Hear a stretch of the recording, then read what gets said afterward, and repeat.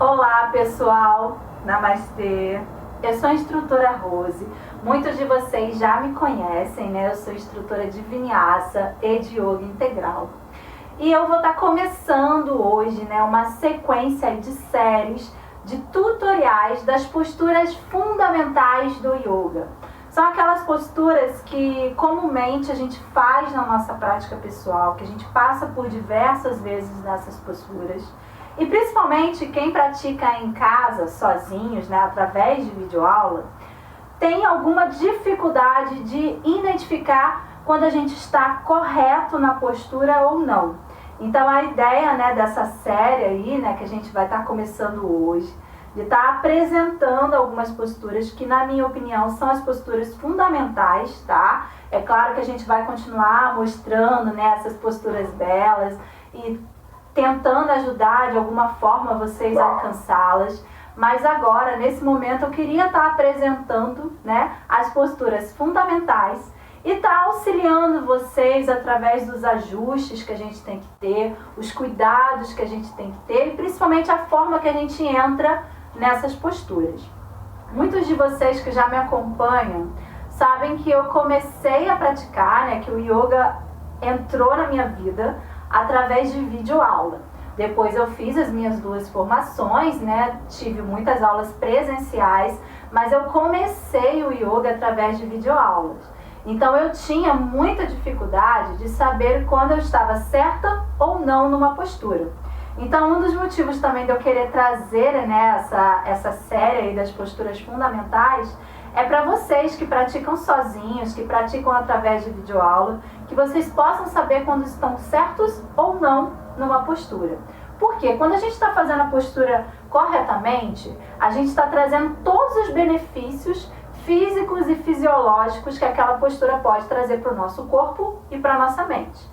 Enquanto que, se a gente estiver fazendo de maneira errada, a gente pode, ao longo do tempo, estar trazendo lesões para o nosso corpo. Então, é importante que a gente consiga fazer essas posturas, por isso que é super indicado a gente fazer com o professor, com alguém acompanhando, que vai fazer esse ajuste. Então, a ideia dessa sequência de série é para ajudar vocês, que principalmente fazem sozinhos, para saberem se estão entrando corretamente na postura, se estão fazendo ela corretamente.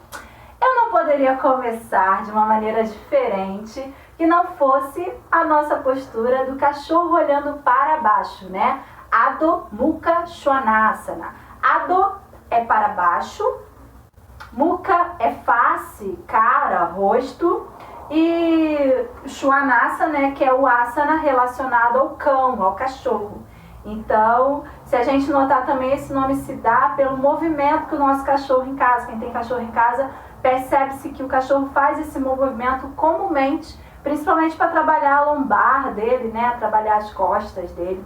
Então, é uma postura muito usada, principalmente no Vinyasa, a gente trabalha muito essa postura.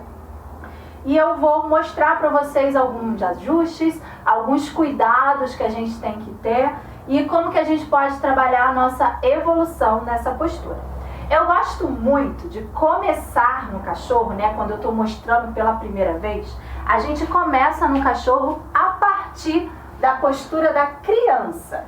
Estranho, né? Mas é a melhor forma da gente ajustar a nossa coluna e o espaço que a gente tem que ter entre as nossas pernas e os nossos braços, tá?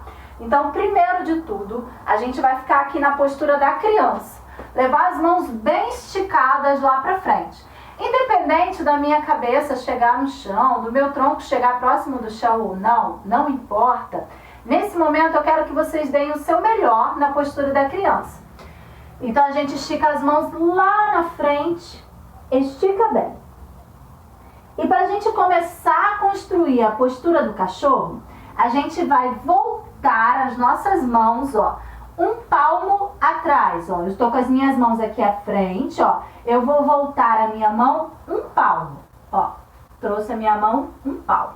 Muito importante que as minhas mãos também estejam na direção, ó, na mesma linha que os meus ombros. Elas não podem estar muito próximas e nem muito afastadas. Elas têm que estar na mesma linha que o meu ombro. Então, retornando, ó. Estico, estico, estico aqui na criança. retorno um palmo, ó. Verifica a outra mão, volto um palmo e volto um palmo, tá? Daí aqui atrás, ó, os meus pés, eles vão ficar na mesma distância que o meu quadril, tá? Então eu vou pegar primeiro a força que ficar em 4 apoios, trazer energia aqui pro meu dedão, e daí eu vou começar a elevar o meu quadril. É muito comum a gente não encostar o nosso calcanhar no solo, isso vem com o tempo. Então, se o meu calcanhar ele não encontra, que ele não consegue encostar no solo, o que eu tenho que fazer? Eu tenho que levar o meu joelho dobrado e o meu quadril lá pro topo. Eu vou criar aqui como se fosse realmente uma montanha, ó, e levando aqui pro topo. Então, ó, aqui a minha cabeça ela vem dentro do meu braço, ó. Uma medida certa também da gente verificar se a gente está certo é quando eu entro aqui, eu consigo movimentar a minha cabeça de um lado para o outro. E aqui não tenham pressa de trazer o nosso calcanhar para o chão. O calcanhar para o chão, ele vem com o tempo, quando a gente vai criando flexibilidade aqui na parte de fora, né, na parte externa da nossa perna. Então essa flexibilidade ela vai vindo e com o tempo a gente vai conseguindo trazer o nosso calcanhar para o solo. Quando eu não consigo trazer o calcanhar para o solo, o mais indicado é eu ficar com o joelho dobrado. Existe problema nisso? Nenhum. Com o tempo vocês vão vendo que com a prática esse pé ele vai vindo para o solo. Então retornando aqui, ó, se eu não consigo encostar o meu calcanhar, eu mantenho os meus joelhos dobrados e vou, ó, trazendo, ó, nunca eu posso trazer as minhas costas, ó, curvadas. Eu tenho sempre que trazer o meu peito para frente, ó, e o meu umbigo, ó, na direção da minha perna. Parece estranho, mas é essa a intenção que a gente quer. A gente quer trazer a nossa barriga na direção da nossa perna. Com o tempo, ó, e com a prática, o nosso calcanhar ele vai chegando mais próximo do solo. Mas a preocupação que a gente tem que ter no início é com a nossa parte mais superior. O nosso calcanhar ele vai vir com o tempo. Então o que a gente precisa se preocupar aqui? A gente precisa se preocupar em trazer sempre o umbigo na direção da nossa perna. E muito importante também a gente ativar o nosso drishti, né? O nosso ponto de foco.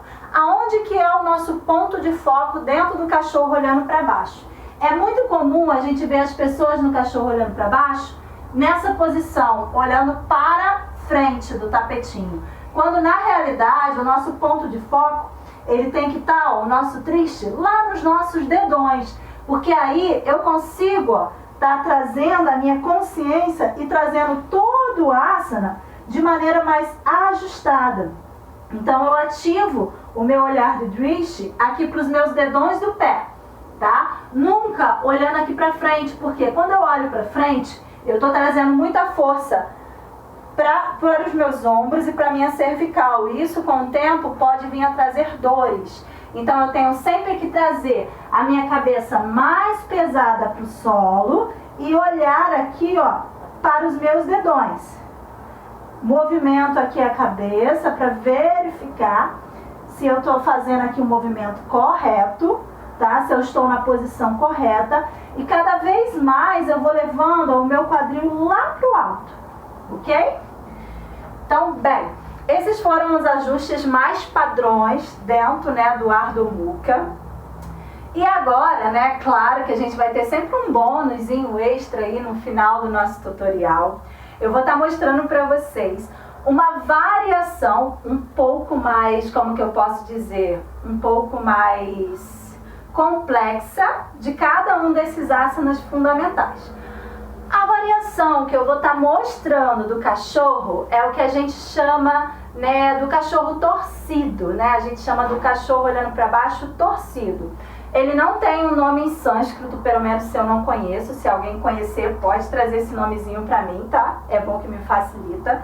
Mas eu não conheço o nome dele em sânscrito, então eu costumo muito chamar de cachorro torcido, né? Cachorro olhando para baixo torcido.